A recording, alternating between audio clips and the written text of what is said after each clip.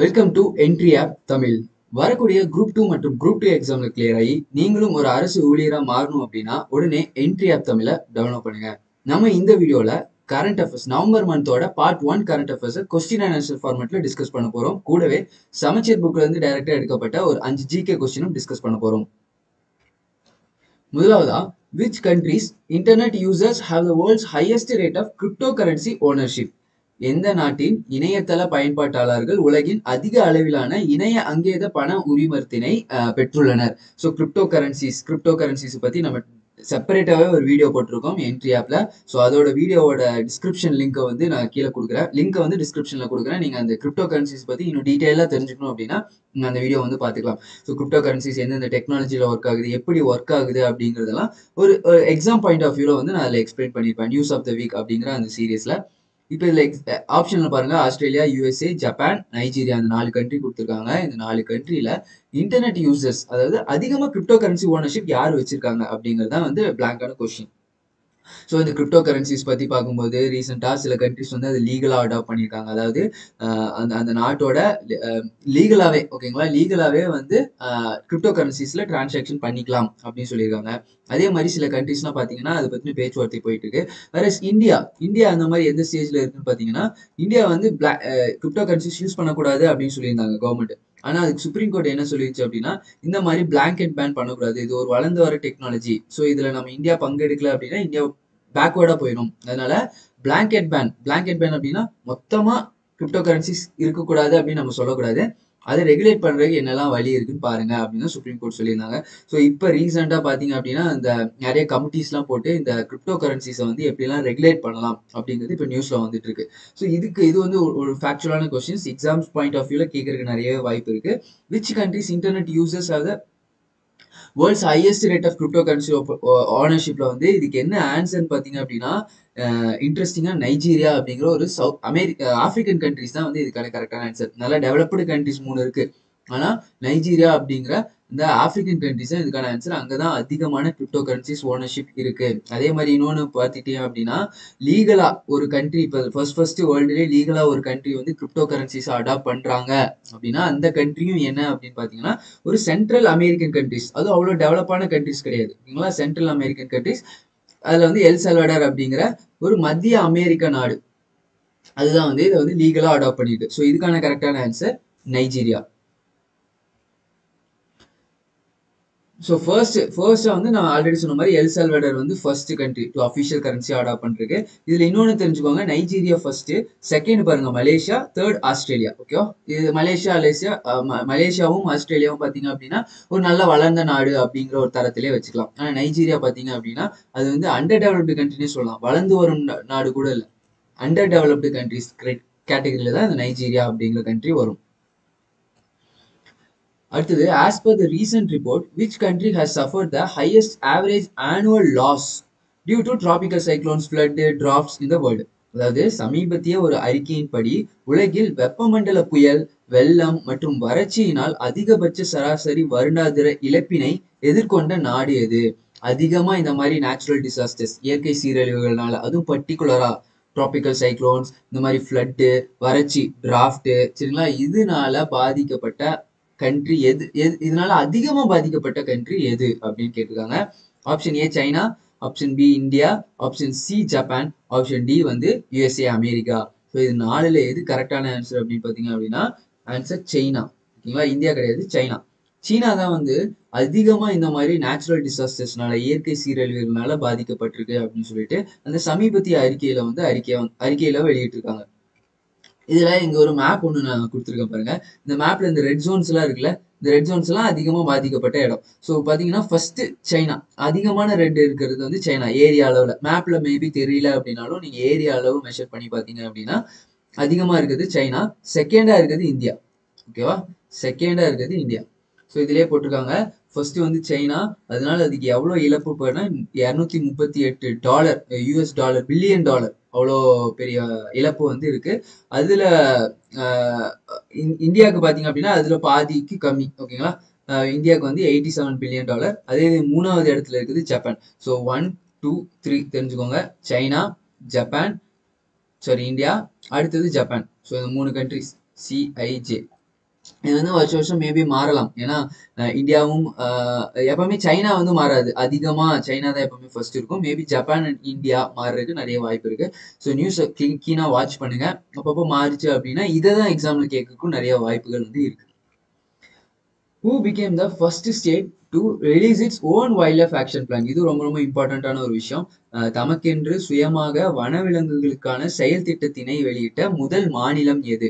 Kerala, Maharashtra, Tamil Nadu, Andhra Pradesh. So இது நாலுல which state to release its own wild life action plan அப்படின்னு பாத்தீங்க அப்படின்னா ஆக்சுவலா ஃபாரஸ்ட் காடுகள் அப்படிங்கிறது எதுல இருக்கு? 3 லிஸ்ட் இருக்கு. ஷெட்யூல் 7 படி பாத்தீங்க அப்படின்னா வந்து மத்திய லிஸ்ட்னு சொல்லிட்டு சென்ட்ரல் லிஸ்ட், அடுத்தது ஸ்டேட் லிஸ்ட் மாநில லிஸ்ட்னு சொல்லிட்டு ஸ்டேட் லிஸ்ட், அதுக்கப்புறம் இது ரெண்டுமே இருக்கிறது வந்து கன்கரண்ட் லிஸ்ட். ஓகேவா? சென்ட்ரல் லிஸ்ட் ஒன்று, ஸ்டேட் லிஸ்ட் ஒன்று, இன்னொன்று வந்து கன்கரண்ட் லிஸ்ட். இதெல்லாம் உங்களுக்கு தெரிஞ்சிருக்கும்னு நினைக்கிற பாலிட்டியில வந்து நீங்க பார்த்துருப்பீங்க. தெரியல அப்படின்னா இதெல்லாம் படிச்சுக்கோங்க, ரொம்ப ரொம்ப இம்பார்ட்டன்ட். இதுல எந்தெந்த லிஸ்ட் எங்கெங்கெல்லாம் வரும் அப்படின்னு தெரியணும். ஃபார் எக்ஸாம்பிள் இப்போ கம்யூனிகேஷன், தொடர்பு, அதே தொலைநோக்கு தொடர்பு, அதே மாதிரி டிஃபென்ஸ், சரிங்களா? இந்த மாதிரி விஷயங்கள்லாம் எங்க வரும் அப்படின்னா சென்ட்ரல் லிஸ்ட் கீழே வரும். அதாவது சென்ட்ரல் கவர்மெண்ட் டைரக்டா அதை வந்து ரெகுலேட் பண்ணும். ரயில்வேஸ் இந்த மாதிரி விஷயங்கள்லாம். இது ஸ்டேட்டுக்கு கீழே சில விஷயங்கள் வரும். ஃபார் எக்ஸாம்பிளுக்கு வந்து இந்த எஜுகேஷன், அக்ரிகல்ச்சர் இதெல்லாம் வந்து ஸ்டேட்டுக்கு கீழே வரும். அதுல இந்த ஃபாரஸ்ட் காடுகள் அப்படிங்கிறது ஸ்டேட்ல வருமா, சென்ட்ரல்ல வருமா, ஸ்டேட்ல வருமா, இல்ல கன்கரண்ட் அப்படின்னா வந்து கன்கரண்ட் லிஸ்ட்ல இருக்கிறது இவங்க ரெண்டு பேருமே ரெகுலேட் பண்ணுவாங்க. சென்டரும் ஆக்ட் பாஸ் பண்ணுவாங்க, ஸ்டேட்டும் ஆக்ட் பாஸ் பண்ணுவாங்க. ஒரே விஷயத்துல ரெண்டு பேர் ஆக்ட் பாஸ் பண்ணியிருந்தாங்க அப்படின்னா சென்ட்ரல் சொல்ற ஆக்ட் தான் வந்து ப்ரிவேல் ஆகும். அதுதான் வந்து எடுத்துக்கொள்ளப்படும். இதுதான் வந்து ரூல். இப்போ அந்த வகையில இந்த ஃபாரஸ்ட் அப்படிங்கிறது எங்க இருக்கு அப்படின்னா ஸ்டேட்ல இருந்துச்சு. ஓகேவா? ஸ்டேட்ல இருந்துச்சு. அப்புறம் சட்ட திருத்தம் பண்ணி, ஓகேங்களா, அரசியலமைப்பு சட்ட திருத்தம் பண்ணி அதை எங்க மாத்திட்டாங்க அப்படின்னா கன்கரண்ட் லிஸ்ட்டுக்கு மாத்திட்டாங்க. இப்போ ஃபாரஸ்ட் எங்க இருக்கு அப்படின்னா கன்கரண்ட் லிஸ்ட்ல இருக்கு. ஸோ கன்கரண்ட் லிஸ்ட்ல இருந்தா என்ன பண்ணும்? சென்டரும் ஆக்ட் பண்ணும், ஸ்டேட்டும் வந்து சட்டம் இயற்றுவாங்க. ஸோ ரெண்டு பேருமே ஏற்றுவாங்க. அதனால எப்பவுமே ஒரு கிளாஷஸ் இருந்துகிட்டே இருக்கும். ஸோ அந்த வகையில எந்த ஸ்டேட், ஓகேங்களா, தனிப்பட்ட ஸ்டேட் ரொம்ப இம்பார்ட்டன்ட். ஸ்டேட்டே வந்து to release its own wild life action plan. இந்த ஃபாரஸ்டும் ஆகட்டும், வைல்டு லைஃப் ஆகட்டும், ரெண்டுமே பாத்தீங்க அப்படின்னா கன்கரண்ட் லிஸ்ட்ல தான் இருக்கு. ஸோ இதை வந்து தெரிஞ்சுக்கணும் நீங்க. சென்டர்ல தான் இருக்கு, சென்டர் மட்டும் தான் ஆக்ட் பாஸ் பண்ணி பாருங்க. இதுல வந்து ஸ்டேட் ஆக்ட் பாஸ் பண்ணிருக்கு அப்படிங்கும்போது இதுக்கான கரெக்டான ஆன்சர் என்ன அப்படின்னா வந்து first state to release it's wild action plan எந்த ஸ்டேட் அப்படின்னா மகாராஷ்டிரா. ஸோ மகாராஷ்டிரா மாநிலம் தான் முதல் முறையா வந்து வைல்டு லைஃப் ஆக்ஷன் பிளான் அப்படின்னு சொல்லிட்டு இந்த காடுகளையும் அதுல இருக்க வனவிலங்குகளையும் பாதுகாக்கிறதுக்காக ஒரு ஆக்ஷன் பிளான் வந்து ரிலீஸ் பண்ணியிருக்காங்க.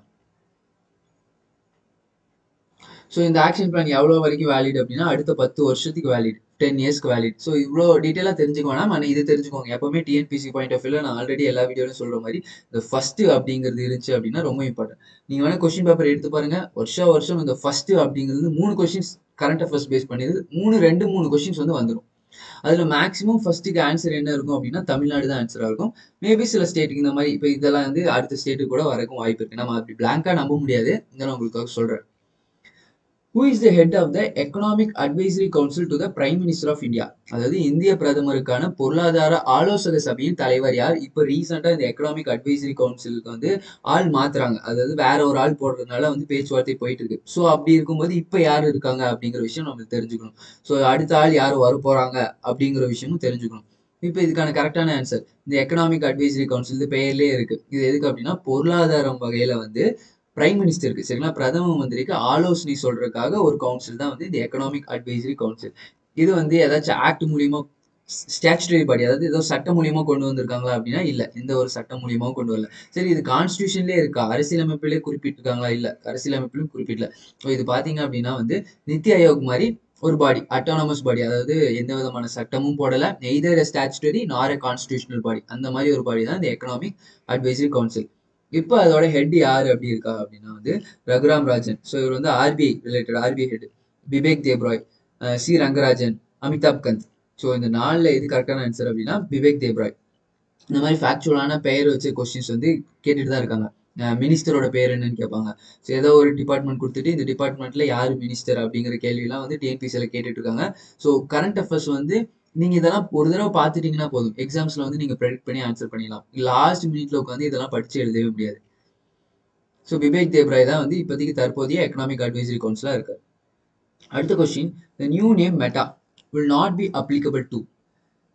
மெட்டா என்ற புதிய பெயரானது எந்த செயலிக்கு பொருந்தாது அப்படின்னு கேட்டிருக்காங்க. இது ரொம்ப ரொம்ப ஈஸியான கொஸ்டின். நீங்க ரீசெண்டா நியூஸ் வாட்ச் பண்ணியிருந்தாலே போதும் ஹெட்லைன்ல. இப்போ ரீசெண்டா வந்து ஃபேஸ்புக் வந்து அவங்களோட எல்லா இதையும் வந்து மெட்டா அப்படிங்கிற பெயர் மாற்றம் பண்றதா அறிவிச்சிருந்தாங்க. ஸோ அதுக்கு நிறைய தரப்புல எதிர்ப்புகள் தெரிவிச்சாங்க. எந்த தரப்புல எந்த மாதிரி எதிர்ப்புகள் வந்துச்சு அப்படின்னா, ஆல்ரெடி ஒரு கம்பெனி வந்து இந்த மெட்டா அப்படிங்கிற சிம்பிள் வந்து இப்படி வச்சிருந்தாங்க. இந்த சிம்பிள் வந்து ஆல்ரெடி நாங்கள் காப்பிரைட்ஸ் வாங்கிட்டோம் அப்படின்னு சொல்லிட்டு ஒரு கம்பெனி வந்து அதை ஃபைல் பண்ணி இது பண்ணிட்டு இருந்தாங்க. ஸோ இந்த மாதிரி இஷ்யூஸ்லாம் வந்துட்டு இருந்துச்சு. அப்படிங்கும்போது எஃபி அப்படிங்கிறது ரொம்ப விஷயம். ஏன்னா குளோபலா வந்து ஒரு சோஷியல் மீடியா பிளாட்ஃபார்ம் ரொம்ப ஸ்ட்ராங் ஃபுட்டா இருக்கு அப்படின்னா வந்து அது வந்து ஃபேஸ்புக். இப்போ ஃபேஸ்புக் பார்த்தீங்க அப்படின்னா உங்களுக்கே தெரிஞ்சிருக்கும். நீங்க எல்லாருமே ஃபேஸ்புக், இன்ஸ்டாகிராம் யூசர்ஸா இருப்பீங்க. அப்போ வந்து ஃபேஸ்புக் வந்து வாட்ஸ்அப்பை பை பண்ணிடுச்சு, வாங்கிருச்சு. இன்ஸ்டாகிராமையும் வாங்கிருச்சு இல்லையா? நீங்க இன்ஸ்டாகிராம் ஓப்பன் பண்ணும்போதே கீழே ஃபேஸ்புக்னு இருக்கும். வாட்ஸ்அப் ஓப்பன் பண்ணும்போது கீழே வந்து பவர்டு பை ஃபேஸ்புக் அப்படின்னு இருக்கும். அப்படிங்கும்போது இந்த நியூ நேம் மெட்டா வந்து யாருக்கு அப்ளிகபிள் இல்லைன்னு கேட்குறாங்க. ஸோ எதுக்கு ரிலேட்டடா இல்லை ஃபேஸ்புக், வாட்ஸ்அப், இன்ஸ்டாகிராம் இது மூணுமே ரிலேட் ஆயிருக்கு அப்படிங்கும்போது இது மூணுமே ஆப்ஷன்ல தூக்கிடலாம். இப்போ கரெக்டான ஆன்சர் டெலிகிராம். ஸோ டெலிகிராம் பார்த்தீங்க அப்படின்னா எக்ஸாக்டா டெலிகிராமுக்கும் வாட்ஸ்அப்புக்கும் சாரி ஃபேஸ்புக்குக்கும் எந்த விதமான தொடர்பும் கிடையாது. இது எல்லாமே ஒரு மெசேஜிங் பிளாட்ஃபார்ம் தான். ஆனால் டெலிகிராம் அப்படிங்கிறது என்டையரா வேற. ஸோ இதுக்கான கரெக்டான answer the new name Meta will not be applicable to Telegram. உங்களுக்கே தெரியும் மார்க் ஜூகர்பர்க் தான் CEO and founder of Facebook. சில கம்பெனிலாம் பார்த்தீங்க அப்படின்னா வந்து இப்போ ஆப்பிள், கூகுள் இந்த மாதிரி கம்பெனிஸ்லாம் பார்த்தீங்கன்னா ஃபவுண்டர் வேற யாரோ இருப்பாங்க, சிஇஓ வேற யாரோ இருப்பாங்க. ஸோ அதெல்லாம் confuse ஆகிக்காதீங்க. The newly formed advisory committee for the welfare of Sri Lankan Tamils will be headed by இலங்கை தமிழர் நலனுக்காக புதிதாக உருவாக்கப்பட்ட ஆலோசனை குழுவின் தலைவர் யார்? ஸோ இது வந்து டிஎன்பிஎஸ்சி எக்ஸாம் பாயிண்ட் ஆஃப் வியூல தமிழ்நாடு ரிலேட்டட், ஸ்ரீலங்கா ரிலேட்டட் அப்படிங்கும்போது ரொம்ப இம்பார்ட்டன்ட். வெறும் டிஎன்பிஎஸ்சி பாயிண்ட் ஆஃப் வியூல இல்லை, இன்டர்நேஷனல் ரிலேஷனாகவும் இது ரொம்ப ரொம்ப இம்பார்ட்டன்ட். ஸோ அந்த வகையில் வந்து புதுசாக வந்து ஸ்ரீலங்கா தமிழர்களுக்கான அவங்க நலனுக்காக பார்த்தீங்க அப்படின்னா வந்து ஒரு ஆலோசனை குழு தமிழகத்துல இருந்து வந்து போட்டிருக்காங்க. இது வந்து சென்ட்ரல் கவர்மெண்ட் போல ஸ்டேட் கவர்மெண்ட் போட்டிருக்காங்க. ஸோ டிஎம்கே சீஃப் மினிஸ்டரான ஸ்டாலின் வந்து இதை வந்து அறிவிச்சிருக்காரு. ஒரு கமிட்டி ஃபார்ம் பண்ணியிருக்காரு. அந்த கமிட்டிக்கு வந்து ஹெட்டா யாரை போட்டிருக்காங்க அப்படின்னா ஒரு எம்எல்ஏவை போட்டிருக்காரு. டிஎம்கே எம்எல்ஏவை போட்டிருக்காரு. ஸோ அது யாருன்னு தான் கொஸ்டினை கேட்டிருக்காங்க. கேஎஸ் மஸ்தான், கார்த்திகேய சிவசேனாதிபதி, கோவி லெனின், ஜெயரஞ்சன் எல்லாருமே வந்து இப்போதைக்கு தற்போதைக்கு உள்ள டிஎம்கே எம்எல்ஏஸோட பெயர். இந்த டிஎம்கே எம்எல்ஏஸ்ல ஒரு எம்எல்ஏ தான் வந்து இந்த advisory committee for the welfare of Sri Lankan தமிழ்ஸ்க்கு வந்து அப்பாயிண்ட் பண்ணியிருக்காங்க.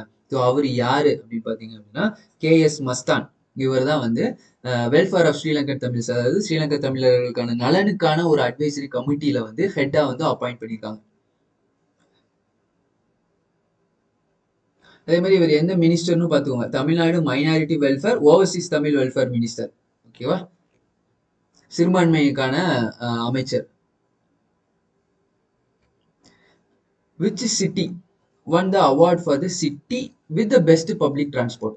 சிறப்பான பொது போக்குவரத்து அமைப்பிற்கான விருதினை வென்ற நகரம் எது அப்படின்னு கேட்டிருக்காங்க. இதுல நிறைய கேட்டகரியில வந்து அந்த அவார்டு வந்து கொடுத்துருக்காங்க. அப்படிங்கும்போது இந்த பப்ளிக் டிரான்ஸ்போர்ட் அப்படிங்கிற விஷயம் ரொம்ப முக்கியமான ஒரு விஷயம். ஏன் அப்படின்னா ரீசெண்டா பாத்தீங்க அப்படின்னா வந்து இந்த பொல்யூஷன்ஸ், இந்த என்விரான்மெண்டல் மீட்டிங், சிஓபி இந்த மாதிரி நிறைய மீட்டிங்ஸ் எல்லாம் என்ன ஒரு ஃபோக்கஸ்டா இருக்கு அப்படின்னா இந்த பப்ளிக் டிரான்ஸ்போர்ட்ல இருந்து அதிகமான எமிஷன்ஸ் எல்லாம் வெளியே வருது. ஸோ அங்கே அது பப்ளிக் டிரான்ஸ்போர்ட்ல வந்து நம்ம வந்து ஃபாசில் ஃபியூல்ஸ்ல இருந்து இந்த கரண்ட் மின்சார வண்டிகளுக்கு மாறணும், எலக்ட்ரிக் வெஹிக்கல்ஸ்னு சொல்லுவாங்க. சரிங்களா? இந்த மாதிரி நிலக்கரி உற்பத்தி, பெட்ரோலியம், க்ரூட் ஆயில், கச்சா எண்ணெய் மூலியமா தயாரிக்கப்படுற அந்த பெட்ரோலியம் யூஸ் பண்றதுனால வந்து மாசு புவி வந்து ரொம்ப மாசு அடையுது. அதனால வந்து நம்ம வந்து மின்சார வண்டிக்கு மாறணும், எலக்ட்ரிக் வெஹிக்கல்ஸ்க்கு மாறணும்னு சொல்லிட்டு இந்த டிரான்ஸ்போர்ட்ஸ் பத்தி ரொம்ப விஷயங்கள் டெய்லி நாளிதழ்கள் வந்து வந்துட்டு இருக்கு, தின நாளிதழ்கள்லாம் வந்துட்டு இருக்கு. அப்படிங்கும்போது இந்த பப்ளிக் டிரான்ஸ்போர்ட்டை மாத்துவோம். ஏன்னா கவர்மெண்ட் தான் பப்ளிக் டிரான்ஸ்போர்ட், அது ஒரு முன்னுதாரணமா மாத்துவோம் அப்படின்னு சொல்லிட்டு பெயர்கள் பேச்சுகள் போயிட்டு இருக்கு. அப்படிங்கும்போது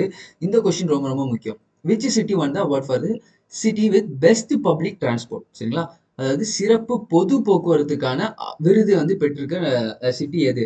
option A Jaipur, option B Gujarat, option C Chandigarh, option D Mumbai. இதுல எது கரெக்டான ஆன்சர் அப்படின்னா சூரத் தான் கரெக்டான ஆன்சர். ஞாபகம் வச்சுக்கோங்க. மகாராஷ்டிரால இருக்கக்கூடிய சூரத் அதான் வந்து கரெக்டான ஆன்சர். அடுத்ததா ஃபர்ஸ்ட் வந்து சூரத்துக்கு கொடுத்துட்டாங்க. இது வந்து எது கொடுத்துருக்காங்க அப்படின்னா பெஸ்ட் பப்ளிக் டிரான்ஸ்போர்ட். அதே மாதிரி மோஸ்ட் சஸ்டைனபிள் டிரான்ஸ்போர்ட்னு எது கொடுத்துருக்காங்க அப்படின்னா கொச்சி கொடுத்துருக்காங்க. கேரளால இருக்கக்கூடிய கொச்சி அப்படிங்கிற ஒரு சிட்டிக்கு வந்து most sustainable transport system. Sustainable transport system அப்படின்னா அதே தான், என்விரான்மெண்ட்டை பாதிக்காத வகையில் இருக்கிறது தான் சஸ்டைனபிள் டிரான்ஸ்போர்ட் சிஸ்டம். அது வந்து கொச்சி கொடுத்துருக்காங்க. What is the newly proposed Tamil Nadu day by the Tamil Nadu government? தமிழக அரசினால் புதிதாக முன்மொழியாக்கப்பட்டுள்ள தமிழக தினம் எது? இது ரொம்ப ரொம்ப முக்கியமான கொஸ்டின்ஸ். இப்போ வரக்கூடிய எக்ஸாம்ஸ்ல வந்து இப்போ வரக்கூடிய எக்ஸாம்ஸ்ல வந்து கண்டிப்பா எதிர்பார்க்கலாம் இந்த கொஸ்டினை. ஸோ ரீசெண்டாக வந்து டிஎம்கே கவர்மெண்ட், டிஎம்கே பார்ட்டியோட சிஎம் ஆன ஸ்டாலின் அப்படின்னா, தமிழக முதல்வர் ஸ்டாலின் வந்து என்ன பண்ணியிருக்காரு அப்படின்னா, ஆல்ரெடி நம்ம தமிழ்நாடு டே அப்படிங்கிறத வந்து கொண்டாடிட்டு இருந்தோம். அது எப்போ கொண்டாடி இருந்தோம் அப்படின்னா வந்து நவம்பர், ஓகேங்களா, நவம்பர் மாதம் 1ஆம் தேதி கொண்டாடிட்டு இருந்தோம். ஓகேவா, நவம்பர் 1ஆம் தேதி வந்து நம்ம கொண்டாடிட்டு இருந்தோம். ஓகேங்களா, ஆல்ரெடி வந்து தமிழ்நாடு டே அப்படிங்கிறது ரீசெண்டாக மாற்றிருக்காங்க. அதனால தான் ரொம்ப ரொம்ப இம்பார்ட்டன்ட். ஆல்ரெடி நவம்பர் 1ன்னு கொண்டாடிட்டு இருந்தோம். இதை வந்து ஜூலை 18 மாற்றிட்டாங்க. ஸோ இது ஏன் மாற்றிருக்காங்க அப்படிங்கிற விஷயம் தான் ரொம்ப ரொம்ப முக்கியம். சரிங்களா, இதை வந்து டேரெக்டாக இந்த டேட்டும் கேட்கலாம். நவம்பர் 1 அப்படிங்கிறது ஜூலை 18ன்னு மாற்றிருக்காங்க. நீங்கள் இப்படியே மனப்பாடம் பண்ணியும் எழுதலாம். ஆனால் இது ஏன் அப்படிங்கிற விஷயம் தெரிஞ்சுக்கோங்க. மேபி ஏன்னு கேட்டாங்க அப்படின்னா அதுக்கான கரெக்டான ஆன்சர் உங்களுக்கு தெரியும். ஸோ இப்போ ரீசெண்டாக ஸ்டாலின் கவர்மெண்ட் என்ன பண்ணியிருக்காங்க, நவம்பர் 1 ஜூலை 18 மாற்றிருக்காங்க. ஸோ இதுக்கான கரெக்டான ஆன்சர் ஜூலை 18. அது ஏன் மாற்றிருக்காங்க அப்படின்னா, நவம்பர் 1 அப்படிங்கிற 1956, 1956 வந்து ஸ்டேட் ரீஆர்கனைசேஷன் ஆக்ட், ஓகேங்களா, ஸ்டேட் ரீஆர்கனைசேஷன் ஆக்ட் அப்படின்னு சொல்லிட்டு ஒரு ஆக்ட் வந்து பாஸ் பண்ணியிருக்காங்க 1956. இந்த ஆக்ட்ல என்ன பண்ணுவாங்க அப்படின்னா, மெட்ராஸ் ஸ்டேட், சரிங்களா, மெட்ராஸ் அப்படிங்கிறது ஒரு பெரிய ஸ்டேட்டா இருந்துச்சு, மெட்ராஸ் மாகாணம். ஓகேவா, அந்த மெட்ராஸ் ஸ்டேட்ல இருந்து ஆந்திரா வந்து ஆல்ரெடி பிரிச்சிருப்பாங்க. 1953லயே பிரிச்சிருப்பாங்க. சரிங்களா, 1957 இருந்து ஆக்ட் போடுவாங்க. 1953லயே இதெல்லாம் நீங்க படிச்சிருப்பீங்க. ஆந்திரால இருந்து பொட்டி ஸ்ரீமலு அப்படின்னு சொல்லிட்டு ஒருத்தர் வந்து பாத்தீங்க அப்படின்னா உண்ணாவிரதம் இருந்து அவர் இறந்துருவார். ஸோ அது இறந்தவொடனே பெரிய அவுட் பிரேக் ஆகும்.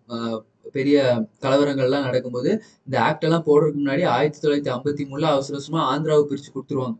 அதுக்கப்புறம் ஆக்ட் போட்டு தான் என்ன பண்ணுவாங்க அப்படின்னா, மறுபடியும் மெட்ராஸ் அப்படிங்கிறது வெறும் ஆந்திரா மட்டும் இல்ல, இந்த பக்கம் கர்நாடகா, இந்த பக்கம் கேரளா, நிறைய பாட்டுலாம் கம்பேர், லட்சத்தீப்லாம் கூட மெட்ராஸ் கூட உள்ளதான் இருந்துச்சு, அந்த ஸ்டேட்டுக்குள்ளதான் இருந்துச்சு.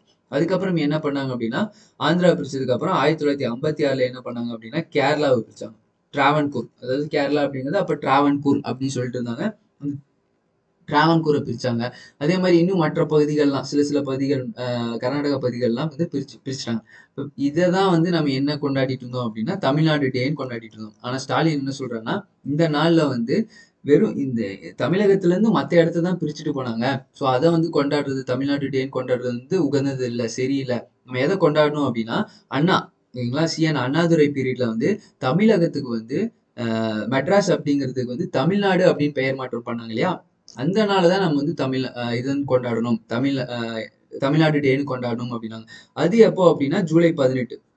ஜூலை 18 1962 65, அது மட்டும் எனக்கு கன்ஃபியூஸா இருக்கு. அது நீங்க செக் பண்ணிக்கோங்க. ஓகேவா, இது கன்ஃபார்ம் பண்ணி உங்களுக்கு தெரிஞ்சது எந்த நாள்ல வந்து நம்ம மெட்ராஸ் அப்படிங்கிறது வந்து தமிழ்நாடு சிஎன் அண்ணாதுரை பீரியட்ல மாத்தினாங்க. சிஎன் அண்ணாதுரை கிட்டத்தட்ட 2 வருஷம் தான் ரூல் பண்ணாங்க. அந்த 2 வருஷத்துல தான் நடந்திருக்கு அப்படிங்கும்போது அந்த ஆண்டு என்ன அப்படிங்கறத வந்து நீங்க வந்து கமெண்ட்ல வந்து தெரிவிங்க, எல்லாருக்கும் தெரிஞ்சுக்கிட்டு.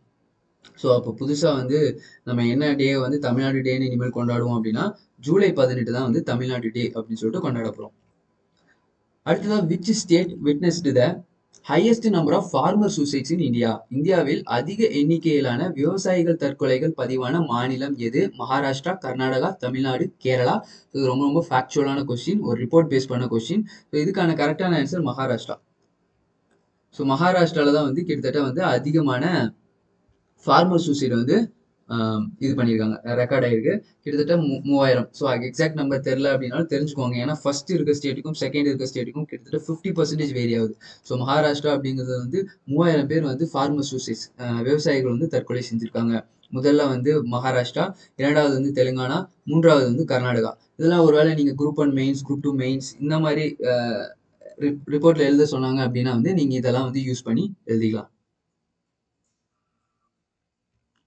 அடுத்ததான் மெலூடீர். மெலூடீர் is an endemic species of, அதாவது மெலுமான் எந்த நாட்டை பிறப்பிடமாக கொண்டது அப்படிங்கிறது. எண்டமிக் ஸ்பீசிஸ் அப்படிங்கிறது வந்து தமிழகத்துல வந்து தமிழகத்துல வந்து பிறப்பிடம் அப்படின்னு மாத்தலாம். இன்னொன்று என்ன அப்படின்னா, எண்டமிக் ஸ்பீசிஸ் அங்க மட்டும்தான் இருக்கும், வேற எங்கேயுமே இருக்காது. சரிங்களா, அதுவும் தான் எண்டமிக் ஸ்பீசிஸ். அதாவது இப்போ ஃபார் எக்ஸாம்பிளுக்கு வந்து நீலகை டீர் கேள்விப்பட்டிருப்பீங்க, ஸ்டேட் அனிமல் ஆஃப் தமிழ்நாடு.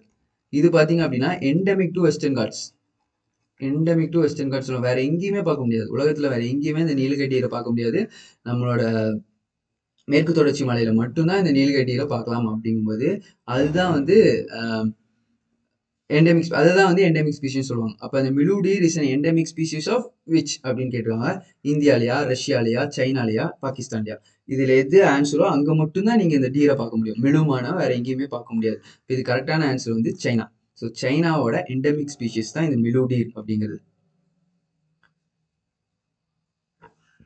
ரீசெண்டா இது வந்து ரொம்ப அழிஞ்சிட்டு வருது, அழியும் விளிம்புல இருக்கு. அப்படிங்கும்போது இதை பாதுகாக்கணும் அப்படிங்கிறதுக்காக நியூஸ்ல வந்துட்டு இருந்துச்சு. அதனால இதை வந்து கரண்ட் அஃபேர்ஸ் கொஸ்டினா வந்து எடுத்துருவோம். அடுத்ததா வந்து சமச்சீர் புக்ல இருந்து எடுக்கப்பட்ட ஒரு 5 ஜிகே கொஸ்டின்ஸ் வந்து டிஸ்கஸ் பண்ண போறோம். வாட் இஸ் ஷிகாராஸ் இந்த டெம்பிள்? ரொம்ப ரொம்ப இம்பார்ட்டன்ட், கொஞ்சம் ஈஸியும் கூட. வாட் இஸ் ஷிகாராஸ் இந்த டெம்பிள்? டெம்பிள்ல வந்து இந்த ஷிகாராஸ் அப்படிங்கிறது எதை குறிக்குது அப்படின்னு கேக்குறாங்க. கோவிலில் சிகரம் என்றால் என்ன? ஷிகாரா இல்ல சிகரம் என்றால் என்ன? ஸோ சிகரம் அதுலயே உங்களுக்கு தெரியுது, எல்லாம் மேலதான் இருக்கும் அப்படின்னு சொல்லிட்டு. கேட்வே அப்படிங்கிறது நுழைவாயில், இது வரக்கு வாய்ப்பு இல்லை. மண்டபம் அப்படிங்கிறதுக்கும் வாய்ப்பு இல்லை. கோபுரம் வாய்ப்பு இருக்கு. விமானா அப்படி இதுவும் பார்த்துக்கோங்க. இப்போ கோபுரம் நிறைய பேர் வந்து மேல இருக்கு, அதான் ஷிகாராஸ் அப்படின்னு நினைச்சீங்கன்னா அது தப்பு. இதுக்கான கரெக்டான ஆன்சர் விமானா. அதான் கோபுரமும் விமானாவும் என்னன்னு தெரிஞ்சுக்கணும். ஸோ கேட்வே இருக்கு இல்லையா, நுழைவு வாயில். நுழைவு வாயிலுக்கு மேல இருக்கிற அந்த இதுதான் வந்து கோபுரம் சொல்லுவாங்க. நுழைவு வாயிலுக்கு மேல இருக்குது, என்ட்ரன்ஸுக்கு மேல இருக்குது, அதான் வந்து கோபுரம்னு சொல்லுவாங்க. இது கோவில் மேல, டெம்பிள் கோவிலுக்கு மேல இருக்கிறது வந்து, கோவிலுக்கு மேல இருக்கிற அந்த இதை வந்து என்னன்னு சொல்லுவாங்க அப்படின்னா ஷிகாரா, விமானா அப்படின்னு தான் சொல்லுவாங்க. ஓகேவா? ஷிகாராஸ்ன்னு சொல்லுவாங்க, விமானாவும் சொல்லுவாங்க. ஸோ இதெல்லாம் வந்து அந்த கல்ச்சர் பேஸ் பண்ணது, ஆர்ட் அண்ட் கல்ச்சர்ல இந்த டெம்பிள் ஆர்கிடெக்சர்ல வந்து உங்களுக்கு கண்டிப்பா தெரிஞ்சுக்கக்கூடிய ஒரு விஷயம், தெரிய வேண்டிய விஷயம். ஸோ இது பாத்தீங்களா, டெம்பிளுக்கு மேல இருக்கிறதா வந்து ஷிகாரான்னு சொல்லுவாங்க. மேக்சிமம் இந்த ஷிகாரா அப்படிங்கிறது எங்க பார்க்கலாம் அப்படின்னா நார்த் இந்தியாவில தான் பார்க்கலாம். சரிங்களா? வடக்கு இந்தியாவில பார்க்கலாம். அது வந்து ஒரு நகரா ஸ்டைல்ல வரும். நகரா ஸ்டைல் ஆஃப் டெம்பிள் ஆர்கிடெக்சர். நம்ம சவுத் இந்தியா தமிழகத்துல இருக்கக்கூடிய பெரும்பான்மையான கோவில்கள்லாம் பாத்தீங்க அப்படின்னா அதெல்லாம் எந்த ஸ்டைலில் இருக்கும், எந்த வடிவமைப்புல இருக்கும் அப்படின்னா வந்து திராவிட ஸ்டைல இருக்கும். சரிங்களா? திராவிடா ஸ்டைல இருக்கும். ஸோ இதான் நகரா ஸ்டைல், திராவிடா ஸ்டைல் அப்படின்னு சொல்லிட்டு ரெண்டு இருக்கு. இப்போ ஒரே ஒரு கேள்வி நீங்க கமெண்ட்ல வந்து சொல்லணும். நகரா ஸ்டைலும் திராவிடா ஸ்டைலும் ரெண்டும் கலந்தது பாத்தீங்க அப்படின்னா அது ஒரு ஸ்டைல். அந்த ஸ்டைல் என்ன அப்படிங்கிறத வந்து கமெண்ட்ல சொல்லுங்க. நகரா ஸ்டைலும் திராவிடா ஸ்டைலும் கலந்தத அந்த ஸ்டைல என்னன்னு சொல்லுவாங்க அப்படிங்கிறத வந்து கமெண்ட்ல சொல்லுங்க. இது நிறைய டைம் எக்ஸாம்ஸ்ல கேட்டிருக்காங்க, நிறைய டிஃபென்ஸ் எக்ஸாம்ஸ்ல எல்லாம் கேட்டிருக்காங்க. ஸோ வந்து டிஎன்பிசியில் கேட்கறதுக்கும் நிறைய வாய்ப்பு இருக்கு. அடுத்ததா, which of the following was known as the Magna Carta of English education in India? பின்வருவனவற்றுள் இந்தியாவில் ஆங்கில கல்வியின் மக்ன கர்த்தா, மேக்ன கர்த்தா என்று அழைக்கப்பட்டது எது? Option A Macaulay's minute, option B Sargent plan, option C Wood's despatch, Wood's அறிக்கை, ஆப்ஷன் டி வந்து கவர்மெண்ட் ஆஃப் இந்தியா 1858, இந்திய அரசு சட்டம். ஸோ இதுல என்ன ஒரு வேடிக்கையான விஷயம் அப்படின்னா இந்த நாலுமே எஜுகேஷன் ரிலேட்டடா போடப்பட்டது. இந்த 1858 ஆக்ட்லயும் வந்து எஜுகேஷன் ரிலேட்டடா சில ப்ரொவிஷன்ஸ் போட்டிருப்பாங்க. இது ஒரு பெரிய ஆக்ட், அதுல ப்ரொவிஷன்ஸ் வந்து கொடுத்தோம். இதெல்லாம் முழுக்க முழுக்க வந்து எஜுகேஷன் சம்பந்தமா போடப்பட்ட ஒரு ஆக்ட். அப்படிங்கும்போது இதுக்கான கரெக்டான ஆன்சர் என்ன அப்படின்னா Woods dispatch. So Woods dispatch நிறைய பேருக்கு தெரிஞ்சிருக்கும். சார்லஸ் வூட்ஸ் அப்படிங்கிற ஒரு அறிக்கையோட வருவார் 1856. 56 53, ஐ எம் நாட் செக் பண்ணிக்கோங்க, 53 56. இந்த மக்ன Carta of English education India அப்படின்னு ஏன் சொல்றாங்க அப்படின்னா அதுல நிறைய ப்ரொவிஷன்ஸ் இருக்கும். ஃபார் எக்ஸாம்பிள் இருக்கிறதுலே முக்கியமான ஒரு விஷயம் என்ன அப்படின்னா இதுல வந்து ஃபர்ஸ்ட் இந்த பாயிண்ட் வந்து நான் இதுல கொடுக்கல. அதாவது உமன் எஜுகேஷன் இது பண்ணியிருப்பாங்க. உமன் எஜுகேஷனை ப்ரொமோட் பண்ற வகையில, ஊக்குவிக்கும் வகையில வந்து இந்த வூட்ஸ் டிஸ்பேச்ல வந்து கொடுத்துருப்பாங்க. அதே மாதிரி இதுக்கு முன்னாடி இருந்தவங்க எல்லாம் பாத்தீங்க அப்படின்னா வெர்னாகுலர் லாங்குவேஜ், அதாவது பாரம்பரியமா இந்தியாவோட கல்விகள் இருக்கும் இல்லையா, அதாவது தமிழ் கல்வி ஆகட்டும் இல்ல அவங்களோட சான்ஸ்கிரிட் லாங்குவேஜ் ஆகட்டும், மராத்தி லாங்குவேஜ் ஆகட்டும், இது எல்லாத்தையுமே ஒதுக்கிட்டு எதுக்கு இம்பார்ட்டன்ஸ் கொடுத்தாங்க அப்படின்னா இங்கிலீஷுக்கு மட்டும் தான் இம்பார்ட்டன்ஸ் கொடுத்தாங்க. ஆனா இந்த வூட்ஸ் டிஸ்பேச்ல என்னன்னா வெர்னாகுலர் லாங்குவேஜ்க்கு இம்பார்ட்டன்ஸ் கொடுத்தாங்க, அவங்களோட லோக்கல் லாங்குவேஜஸ்க்கு வந்து இம்பார்ட்டன்ஸ் கொடுத்தாங்க. ஸோ அதெல்லாம் முக்கியமான விஷயம் வூட்ஸ் டிஸ்பேச்சை பொறுத்த வரைக்கும். அதனாலதான் வூட்ஸ் டிஸ்பேச் என்னன்னு சொல்றோம் அப்படின்னா வந்து Magna Carta of English education in India அப்படின்னு சொல்றோம். இல்ல Magna Carta of Indian education in India அப்படின்னு கூட சொல்லுவாங்க. அடுத்ததா 1852 who opened the first school of excluded people in Pune? அதாவது 1852 யார் புனேவில் தாழ்த்தப்பட்ட மக்களுக்காக முதல் பள்ளியை திறந்தவர்? முதல் பள்ளியை யார் திறந்தார் தாழ்த்தப்பட்ட மக்களுக்காக? அம்பேத்கர், ஜோதிபாய் புலே, சாவித்ரிபாய், அடுத்தது பாலகங்காதர் திலக். ஸோ இதுல வந்து கரெக்டான ஆன்சர் என்ன அப்படின்னா ஜோதிபாய் புலே. ஜோதிபாய் புலேயோட ஒய்ஃப் தான் வந்து சாவித்ரிபாய் புலே. ஸோ ஜோதிபாய் புலே தான் வந்து முதல்ல வந்து இந்த தாழ்த்தப்பட்ட மக்களுக்காக முதல்ல வந்து பள்ளிகள் திறந்தாரு.